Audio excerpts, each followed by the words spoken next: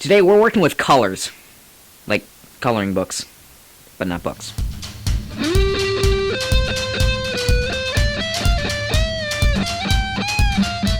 What's up, my magical minions? Welcome to the third day of the 12 days of Trixmas. So the third day of Trixmas today, we're going to be teaching you guys a technique for switching out Spongeballs. So this can be used for color changes, or shape changes, or if you have half a Spongeball, which we talked about in this video right here, you can use that technique as well.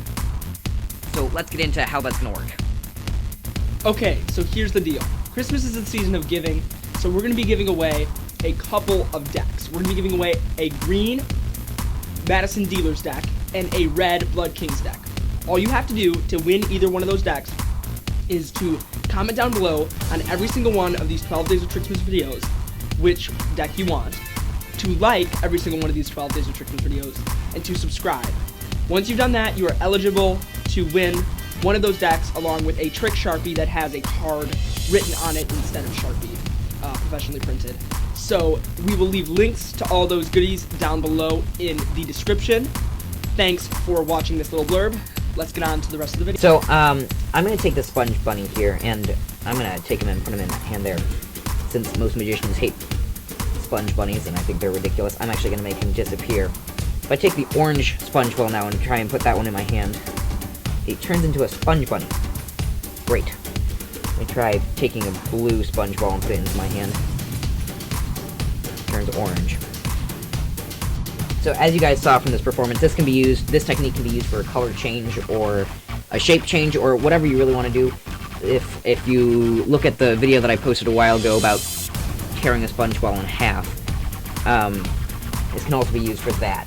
So I started off with just doing a steel like that, having it in this hand, steel and palm.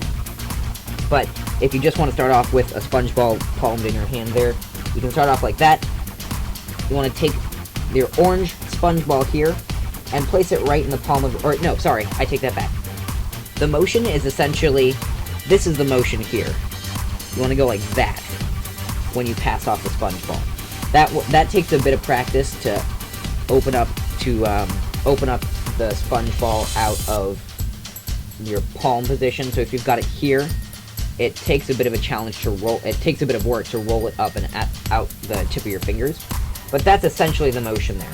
You've got that palmed right there, and then when you pick up the second Spongeball, you pull this in and switch it out with the other. Sorry, it's particularly hard to do slowly. So it looks kind of like that. If I can try that again a little bit slower.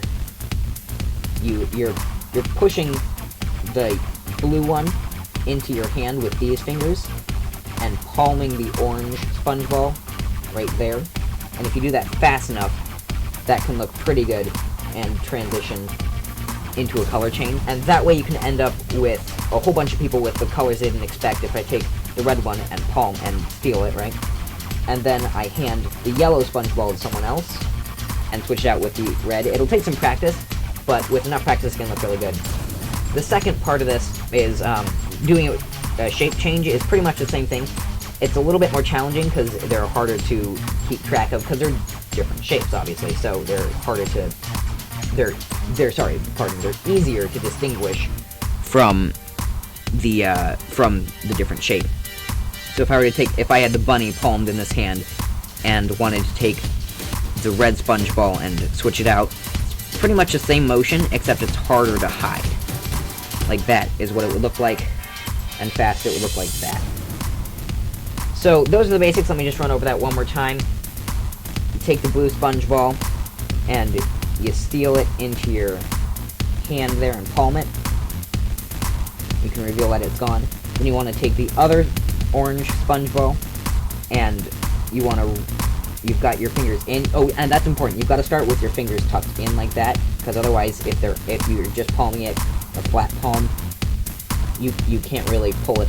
You can't pull it out very well. So you want to have your fingers in that pointer finger OK position. And as you come in, pull that open and switch out, putting the orange one into palm position. And again, fast. It looks like this and like that.